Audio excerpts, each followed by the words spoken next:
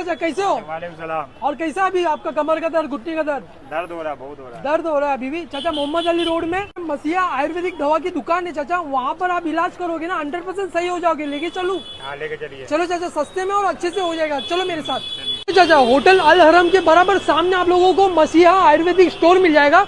चाचा और क्या क्या इलाज होता है आप बता सकते हो? अपने पास में जो ना 100% हर्बल मेडिसिन है, ऊपर से लेकर नीचे तक हर बॉडी पार्ट्स की अपने पास दवा मिलेगी।